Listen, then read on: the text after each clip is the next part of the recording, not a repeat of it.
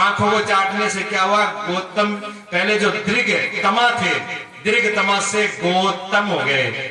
गौ मैंने गऊ और तम मैंने अंधकार को मिटना, उनकी आंखें रोशनी आ गई, आंखें दिखने लगा उनको। सिर्फ गौ माता के उनको चाटने से उनकी रोशनी आ गई लौट करके। ऐसे गौतम ऋषि थे, उन्हीं के साथ ये संबंध जुड़ा हुआ है जो मैं आपको उपाय बता रहा हूं। ये खुद उसने लिखा हुआ और किया, गौतम ऋषि ने किया था। तो उधर जो है ब्रह्मा जी की पुत्री थी, मानस पुत्री अहिल्या। उनको देव जो राजा इंद्र देवताओं के, उन्होंने उनको पसंद किया था। तो ब्रह्मा जी से बोले कि मैं अहिल्या से शादी करना चाहता हूं। तो ब्रह्मा जी ने कहा कि शादी, कन्या तो बड़ी हो गई है, कोई बच्ची तो है नहीं, मैं कन्या से बेटी से पूछूंगा वो कैसा वर चाहते हैं। तो ब्रह्मा जी ने अपनी पुत्री अहिल्या से पूछा, बेटा आपको कैसा वर चाहिए शादी के लिए, वैसे ही मैं तलाश करूं। और ये पूछना चाहिए माँ बाप को जो है, एक तो बेटियों को अपने आप निर्णय नहीं लेना चाहिए, इतना अनुभव नहीं है, उन बेटियां इतनी समझदार नहीं है कि अपने जीवन का पूरा निर्णय ले लें। माँ बाप ने जीवन निकाला है, माँ बाप ने बहुत कुछ सीखा है, उनसे समझो, उसके बाद में सोच विचार करके, और माँ बाप को भी बच्चों से निर्णय लेना चाहिए। ऐसे शादी रिश्ते नहीं करना चाहिए, गलत। बेटियां खुद निर्णय लें वो भी गलत है, और माँ बाप भी खुद निर्णय ले लें बच्चों को ना पूछे, ये भी गलत है। दोनों का ही सहमति होनी चाहिए। ब्रह्मा जी ने अपनी बेटी से कहा, पुत्री कैसा चाहिए, आप बेटी देखो कितनी समझदार है। उन्होंने ये नहीं कहा ऐसा रंग होना चाहिए, वैसा रंग होना चाहिए, क्यों चाहिए, पैसे कैसा क्या होना चाहिए। तो बेटी ने पिताजी से कहा, पिताजी आप किस प्रकार के दूल्हे हैं, मुझे तो पता ही नहीं है। तो पिताजी ने कहा कि बेटी एक तो बुद्धिमान व्यक्ति होता है व्यक्ति, और एक धनवान होता है, तू धनवान से ब्याह कराना चाहती है कि बुद्धिमान से। तो बेटी ने कहा, पिताजी मुझे बुद्धिमान से शादी करवानी है, विद्वान से शादी करानी है, मुझे धनवान से नहीं। अब ये बेटी की शर्त हो गई। इस शर्त को अब किसी के माथे पर तो लिखा नहीं है अब ये बुद्धिमान है क्या। धन से तो पता लगा लोगे, इसकी कोठी है, हवेली है, इतनी जमीन जाता है, इतने ट्रैक्टर, वही आप देखते हो। आप रिश्ता करते हो तो क्या देखते हो, जमीन होनी चाहिए, कोठी होनी चाहिए, लेकिन वो कैसे है इंसान है वो आप नहीं देखते। सबसे पहले इंसान तो देख लो कैसे है। कोठी वाला तो सोने की कोठी तो रावण की थी, कोई सुखी नहीं था, पूरी लंका ही सोने की थी, जहां पर भक्त राक्षसी तांडव करते थे।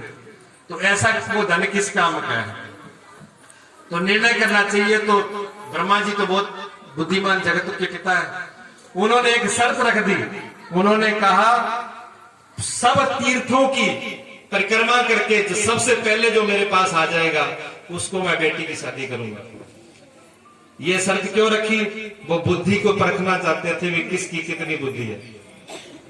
अब ये जो शर्त रख दी जैसे गणेश जी की रखी थी, बिल्कुल ऐसे। सबसे प्रथम पूज्य कौन है, शर्त रख दी गई। अब सब देवी देवता इंद्र सब अपने अपने भाग पड़े पूरे तीर्थों का परिक्रमा करने, लेकिन गौतम जो थे वो कहीं नहीं गए।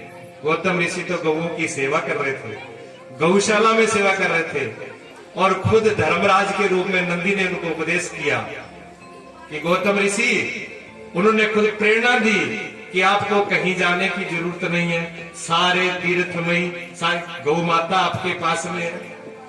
और कैसी गौ माता, प्रमाण सहित, वो गौ माता जो ब्याह रही है उसको दुर्मुखी कहते हैं, ओमुखी कहती है। जब गौ माता बिल्कुल ब्याह रहती है, ब्याती है, आधा बच्चा अंदर है आधा बाहर है, ऐसी अवस्था में 7 परिक्रमा कर दो, सारे तीर्थों का फल उसको मिल जाएगा।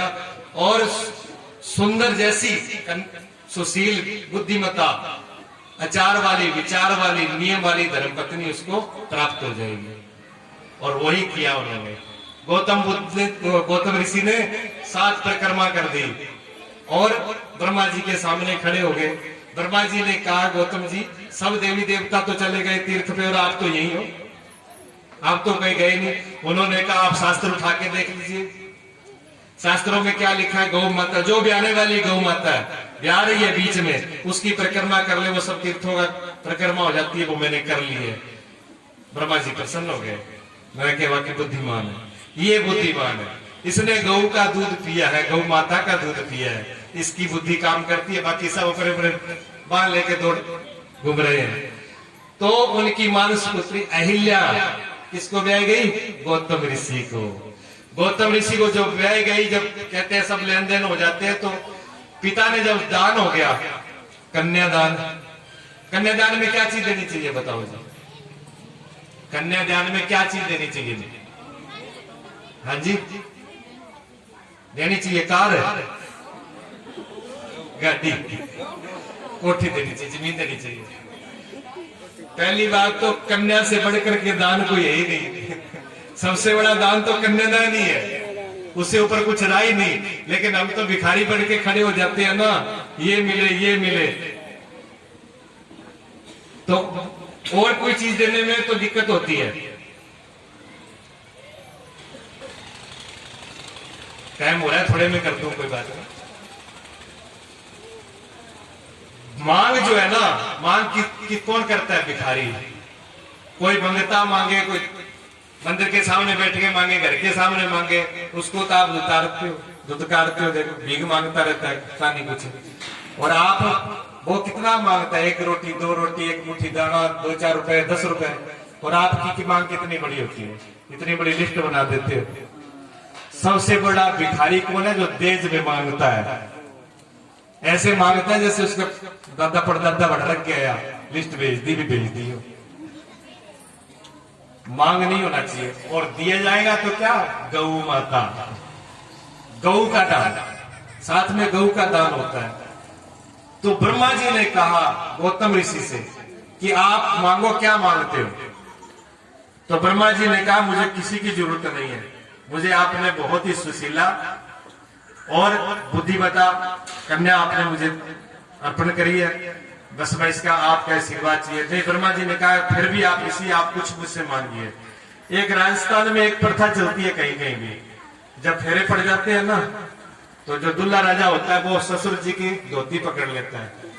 जब वो ससुर जी कुछ देते हैं तब वो धोती छोड़ता है।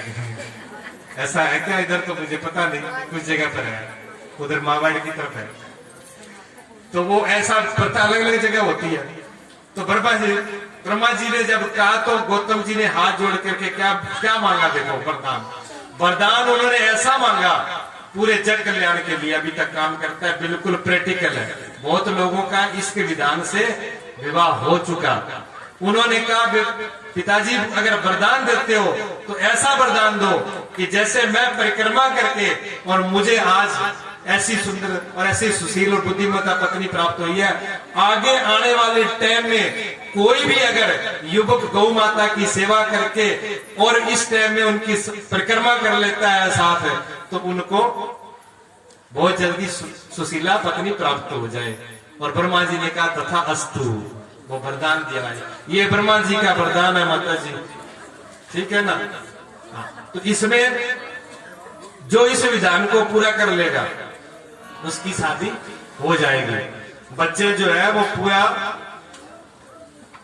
जिसकी शादी नहीं हो रहा है वो प्रणाम करे, गौ को कुछ मीठा खिलाए और घर पे गौ ने गौशाला में डेली नियम बना ले। जब भी गौ भी आए तो उसका पूरा उसका ध्यान रखे और उस विधान को करें, तो उसका ये काम पूरा हो जाएगा। ठीक है ना जी? ये अब आपको फिर कन्या का, अब इधर वाले को इधर वाले कान पे बोलता है, इधर वाले कहते हमारे टेम हो गया गुरु जी, ठीक है ना? अभी ये समस्या है कन्या के लिए, कल बताएंगे हम, ठीक है ना? कन्या का शादी कैसे हो नहीं हो रही हो उसका विधान मैं कल बता दूंगा। आज सिर्फ लड़के का ही बताया आपको, ठीक है? लड़का में ज्यादा जरूरी हो। अच्छा, और एक थोड़ी सी दवाई बता देता हूँ गौ माता संबंधित, 1-2 मिनट की है जी, तो फिर ज्यादा रोगा लोग तो टाइम ज्यादा लेंगे। जिसको मृगी का दौरा आता हो, इलाज नहीं है जी, बड़े बड़े डॉक्टरों के पास नहीं है, गौ माता के पास है। सबसे बड़ा कोई मेडिकल, सबसे बड़ा कोई हॉस्पिटल है सारी बीमारियों में, तो वो गौ माता ही है। सारे इलाज है इनके पास। मृगी का दौरा जिसको भी आता हो तो क्या करना है, जो देसी गऊ का चाहे बच्चा हो चाहे बछड़ा हो, बछिया हो, पहले जो ब्याते ही पहले पोज जो गोबर करती है, चाहे वो दूध ना पिए भले, उससे पहले भी जो गोबर करती है, उस गोबर को छाया में सुखा के रख लेना। छाया में सूख जाए तब उसको बढ़िया पीस करके कांच की शीशी में रखना, बिल्कुल बंद, हवा नहीं निकले। कांच की शीशी में उसको बिल्कुल बंद करके रखो। जब भी इसको मिर्गी का दौरा पड़ गया हो, वो तो बेहोश होगा, उस टाइम में उसमें से ऐसे 2 चिमटी लो और उसके नाक में डाल दो, और कोई पैप लेकर के या कोई डाली ऐसी लेकर के उसको फूंक मार दो, वो उसके ऊपर चला जाए। ऐसे उसको 3, 4, 5 बारी दौरे पड़ेंगे, तब तक इसको करते रहना। 6वां दौरा नहीं पड़ेगा, वो उसका इलाज हो जाएगा। ये पक्का एक दवाई है इसकी। और वैसे मिर्गी का बहुत, ना वो कुछ कर सकता है, ना जा सकता है, ना गाड़ी चला सकता है। ठीक है, आगे भी तो कोई जरूरत पड़ेगी। एक वो पूछ रहे थे दर्द का, कल बताएंगे दर्द के बारे में। और जो हमारे पहलवान जी थे, उन्होंने कुछ पूछा था, तो धीरे धीरे सब बताऊंगा। मैं सोचता तो बहुत कुछ बताऊंगा, पर टाइम इतना होता है। आज थोड़ा सा 10 मिनट शास्त्री थोड़ा सा लेट कर दिया, कल जल्दी करवा लेंगे, कोई बात नहीं। ठीक है, बोलिए सदगुरुदेव भगवान की जय।